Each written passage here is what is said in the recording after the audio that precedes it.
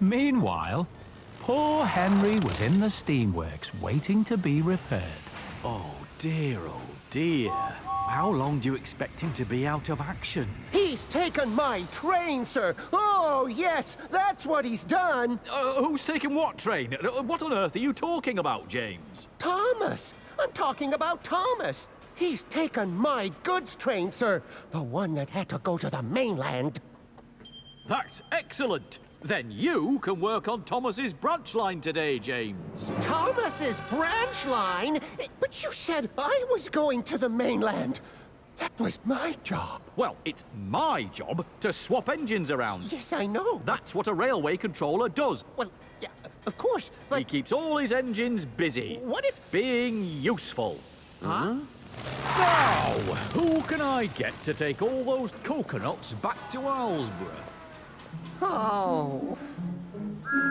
The next day, the Fat Controller needed an engine to help Duck at the smelter's yards. "May I go, sir?" said Donald eagerly. "I only need one engine," said the Fat Controller, "not two." "I'm only one engine, sir," said Donald, "and I would like to work with Duck." The Fat Controller was surprised, but agreed. Thomas was worried. "Won't you miss one another?" he asked. "I know I'd miss Annie and Clarabelle." "I'll work better on my own," sniffed Douglas. "I have work to do," huffed Donald. When he arrived at the docks, Diesel was there being unloaded. "You really are the stinkiest steam engine on Sodor, Thomas," he oiled. "Thomas has brought the stinky cheese," cheered the dock workers. "Well, John Thomas," said the Fat Controller, "Sodor cheese is famous for being really stinky, and this is the most stinky Sodor cheese I have ever smelt. You are a really useful engine." "Thank you, sir," puffed Thomas. "Now, go to the washdown," added the Fat Controller. One morning, the Fat Controller arrived at Tidmouth Sheds. Today is the Sodor Farmers' Fair. One of you must collect Farmer McColl's sheep and take them to the fairground. Whichever engine takes the sheep will have his photograph taken. The photograph will be on the front page of the Sodor Daily newspaper. James's firebox fizzed. "Please, sir, can I take the sheep and have my photograph taken for the front page? After all, I am the cleanest and brightest red engine on Sodor." Very well, James. You must go straight to Farmer McColl's farm. The fair starts at tea time. You mustn't be late. So James chuffed off cheerfully. Lorenzo's Solo.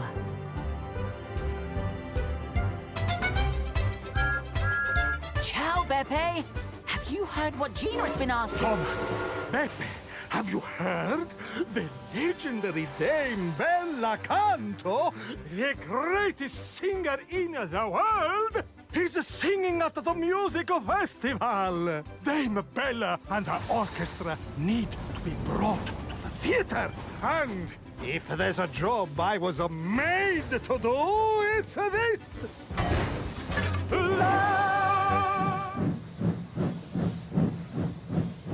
The next day, Henry had to collect the buffet car.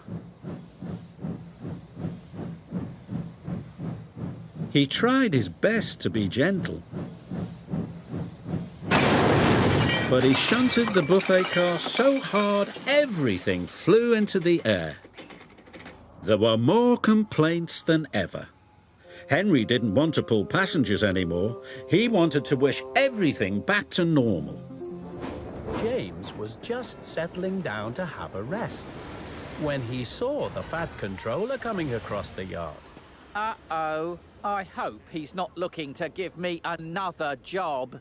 Ah, James, you have no job at the moment.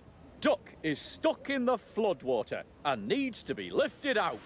But I'm waiting for my next passenger train, sir. Well, you'd better get going then. The quicker you rescue Duck, the sooner you'll be back. But, sir, if Duck fell in the water, whose fault is that? It's nobody's fault, James. It was an accident. But I need an engine to take Rocky and help him out. Huh. I thought ducks liked being in the water. James? James didn't think fetching Rocky was a very suitable job for a splendid engine such as himself. Hello, Bertie. I saw the men working on the road. I know. I have to take a different road at the moment, right round the other side of the mountain. The other side of the mountain? I've never been over there. That's because you can only go where there are tracks, and there are no tracks on the other side of the mountain, silly. But what's it like? What's it like? Oh, Thomas, it's amazing. There are jungly trees and a sparkly waterfall, and there's always a rainbow. Always? No, you're making it up. That can't be true. Well, I guess you'll never know, because you'll never get to go and see for yourself. Bertie, come back. Farmer McColl was waiting for Thomas. Next to him were boxes and boxes of newly laid eggs. These fresh eggs are needed across the island, said Farmer McColl. The station staff quickly loaded Thomas's trucks with the eggs, and Thomas was raring to go. My eggs must be delivered safely, said Farmer McColl, so I am coming to make sure you go slowly and carefully. Slowly? Wheezed Thomas sadly.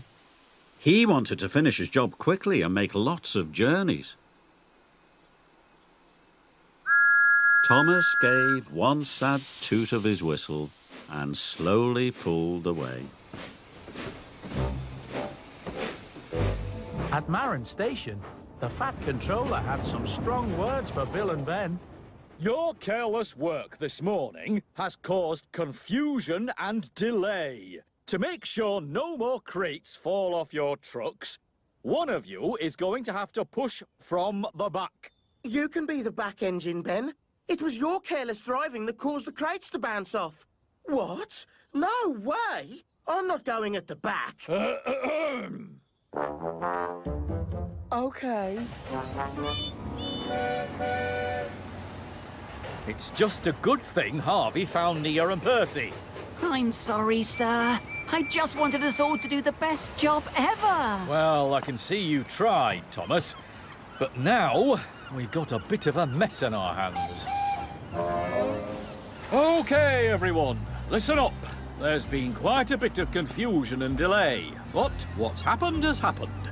We're all going to have to work extra hard now if the technology fair is going to be ready on time. You know what you have to do.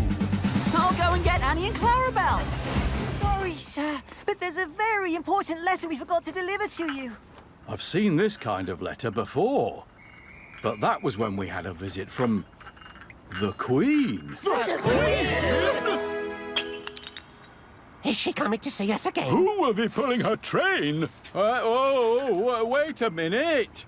I've not read the letter yet. Her Majesty, the Queen, requests the company of Sir Topham Hatt, who is to receive a special award for his services to the railway.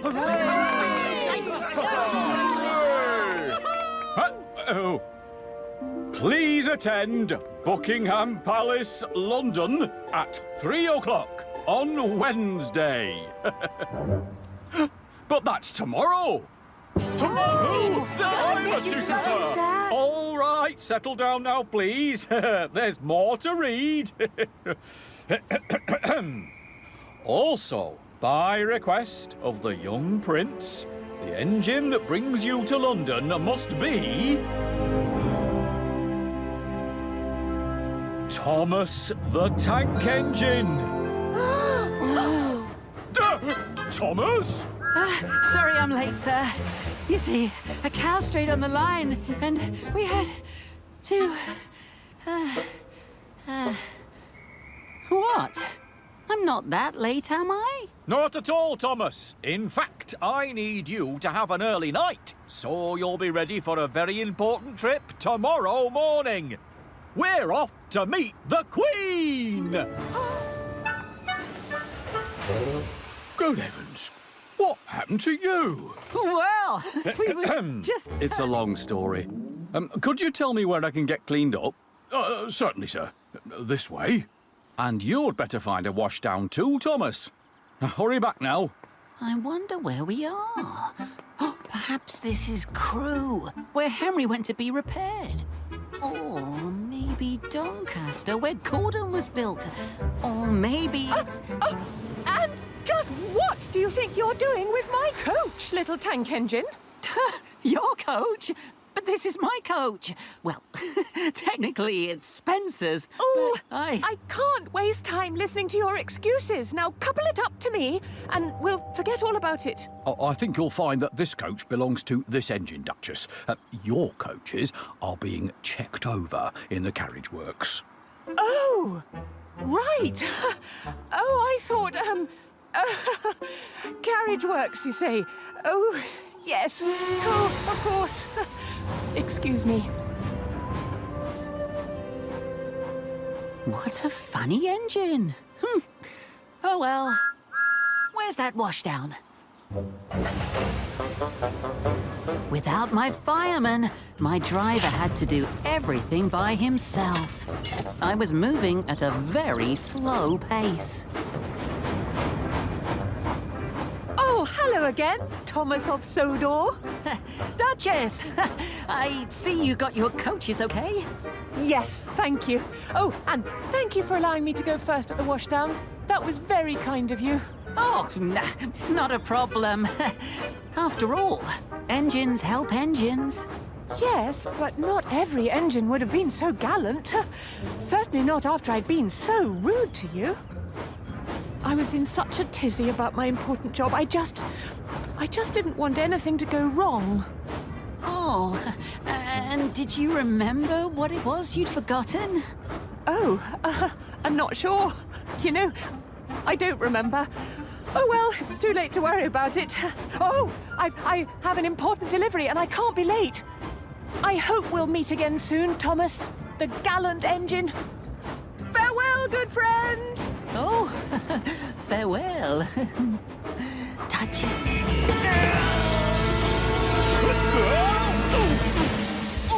Thomas! Oh! Duchess! Oh, I wasn't expecting to see you this soon, Thomas. What happened to you? Oh, Thomas, my safety valve, it's burst. That's what I forgot to check over before I collected my very important passengers. And now they will be late for their very important appointment in London. London? But that's where I need to get to. Thomas, that's perfect. If you push me, then I can guide you. But Thomas, we haven't time to stop and help. I can't just leave her here, sir. The Duchess knows her way to London. So that would be a big help to us. A big, big help, sir. Oh, ever so useful help, sir. Oh, very well then. But let's get a move on. Now, are you sure you can push me and my heavy coaches? Don't you worry about me. As I always say, little engines can do big things. Yes, they certainly can.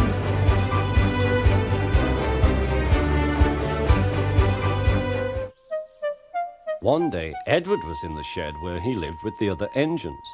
They were all bigger than Edward and boasted about it. "The driver won't choose you again," said Gordon. "He wants strong engines like us." But the driver and fireman felt sorry for Edward.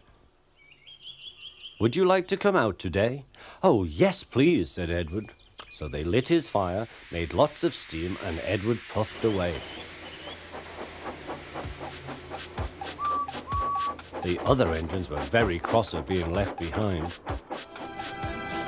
All the engines were working very hard, except for James.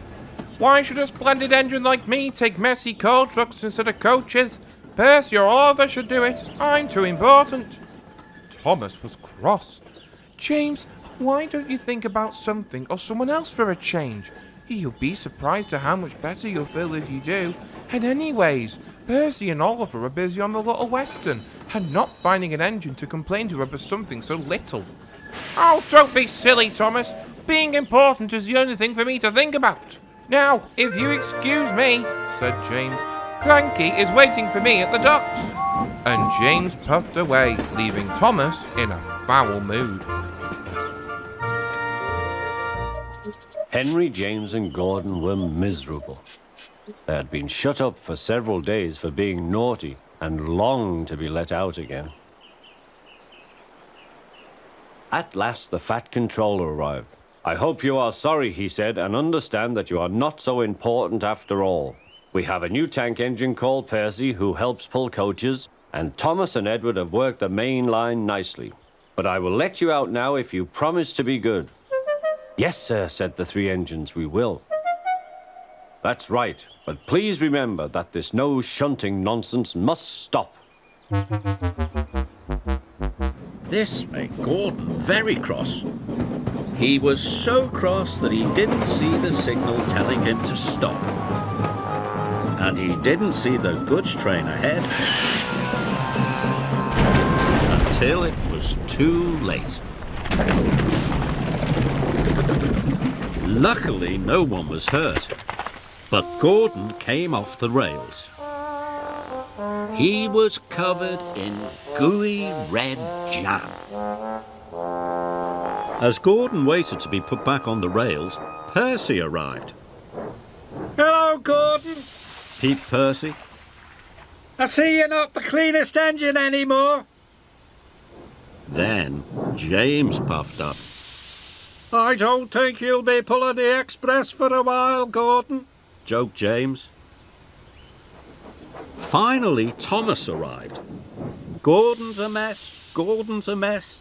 He's the largest and jammiest," puffed Thomas cheekily. One morning, the Fat Controller came to Tidmouth Sheds. "A golden eagle has been seen at Bluff's Cove," he said. "It is a very special bird. Bird watchers are coming from far and wide." Thomas and Percy both wanted to take the bird watchers to Bluff's Cove and to see the golden eagle, but the Fat Controller chose Emily.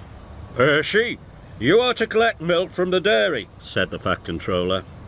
"And Thomas, you are to collect stone from the quarry. It must reach Brendam docks before the boat sails." The Fat Controller left. Thomas and Percy were disappointed. "I wish I were taking the bird watchers," Percy said sadly. "And I wish I could see the golden eagle," puffed Thomas as he set off. "Hello, my friend. What can I do for you today? We don't normally repair diesels here." "I know, Victor. I just wondered if you had any spare puff." "Spare puff?" "It's for Thomas. We were being silly on the bumpy track, and he backed into Toby and lost his puff." "But you repair steamies. You must know about puff." Toby was laughing so hard, he thought his side plates might fall off. But Paxton didn't think it was very funny. "Thomas has lost his puff, Toby. It's no joke." I'm sorry, Paxton. Puff just means steam. When Thomas backed into me at the water tower, his firebox got wet. That's all. A steamy can't puff when his fire's gone out. Ah, I see. That's what you meant by Thomas lost his puff. Yet again, Paxton felt silly. Until he realized something. "So, all Thomas has to do is wait till his firebox has dried out, and then he'll get his puff back?" Yes. "Great! Thanks, Toby!" Oh. Thomas was sent to the steamworks to be repaired. Cheer up, my friend. We'll soon have you back on the rails again. There's no rush, Victor. The Fat Controller's got a new tank engine now, and he's already given him my branch line. Oh, that's not what I heard. He wants you back to work as quickly as possible. The Fat Controller would never replace you. Dropping those trucks down that hole was an accident, Thomas. Whoa! I drop things all the time, and I still work here. Only just, Kevin. Whoa! Ow!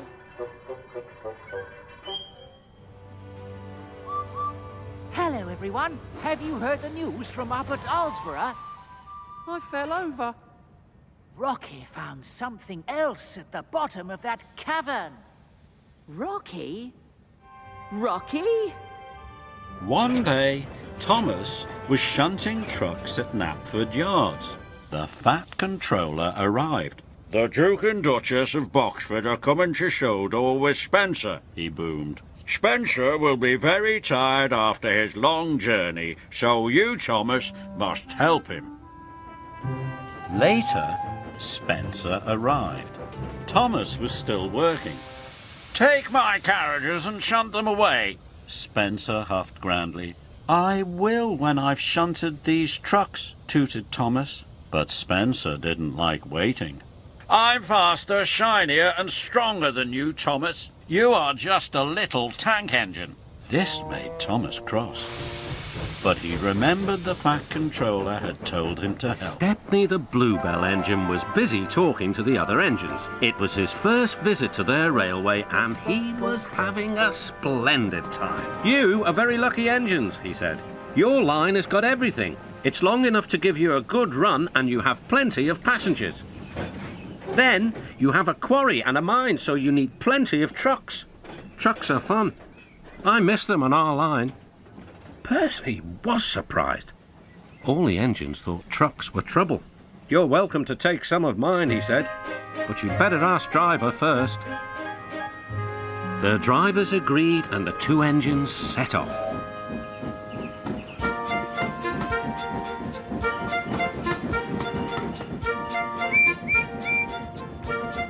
Thomas and Toby were speechless. Hi everyone, Thomas here. If you'd like to watch more, check out some more of these really useful videos and make sure to subscribe.